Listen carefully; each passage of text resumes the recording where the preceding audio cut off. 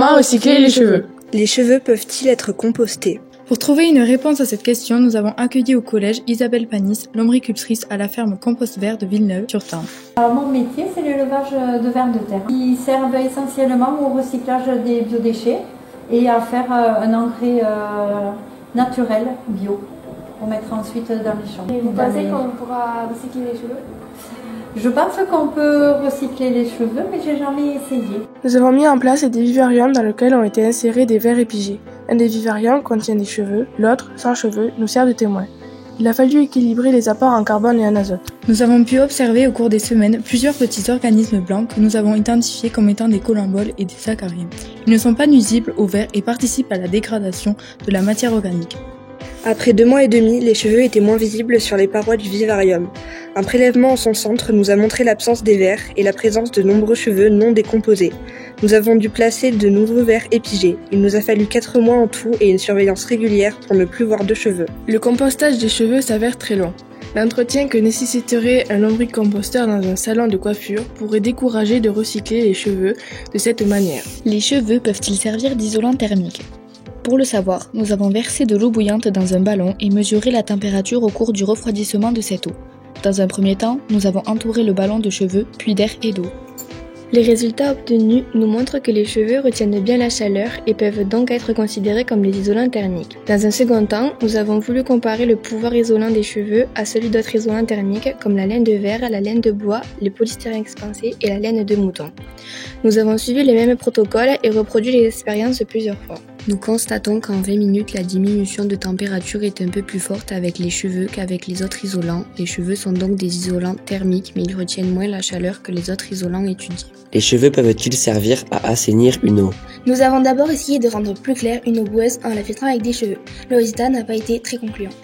En tassant les cheveux dans un grillage, le résultat a été meilleur, mais l'eau reste trouble. Nous avons alors décidé de fabriquer un dispositif de filtration où les cheveux sont comprimés le plus possible entre 2 plaques trouées. Nous avons utilisé un logiciel de modélisation et l'imprimante 3D de la salle de technologie.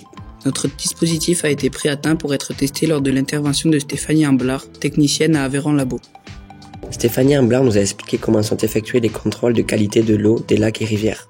Nous avons fait des prélèvements d'eau du petit lac proche du collège par un temps épouvantable et filtré cette eau grâce à notre dispositif. Les résultats des analyses par Aveyron Labo nous montrent que notre dispositif réduit fortement la turbidité de l'eau. Une analyse microbiologique nous a montré que les cheveux non désinfectés apportent des bactéries Escherichia coli et Enterocoque au filtrat. Les semaines suivantes, nous avons essayé de filtrer une eau polluée au pétrole désaromatisé, une eau mélangée avec de l'huile, une eau avec des colorants. Peut-on fabriquer des objets à partir de cheveux ? Nous avons eu la chance de visiter l'entreprise Authentique Matériel à Portet-sur-Garonne. Nous avons été accueillis par Margot Jumeau, directrice technique. Bonjour, quel est votre métier ? Bonjour, alors moi je suis directrice technique d'Authentique Matériel. Donc mon rôle c'est de m'occuper de la production, de l'innovation et du contrôle qualité de ce qui est produit. Alors, on s'est aperçu que finalement il y avait beaucoup de gisements de matières naturelles qui n'étaient pas recyclés, n'étaient pas revalorisés. Et c'est pour ça qu'Authentique Matériel a été créé et qu'on travaille aujourd'hui sur les déchets d'origine animale, végétale et minérale. Cette visite nous a permis de comprendre qu'il est possible de valoriser des matériaux biosourcés considérés comme des déchets. Pour en savoir plus, nous avons visité le laboratoire de chimie agro-industrielle à Toulouse.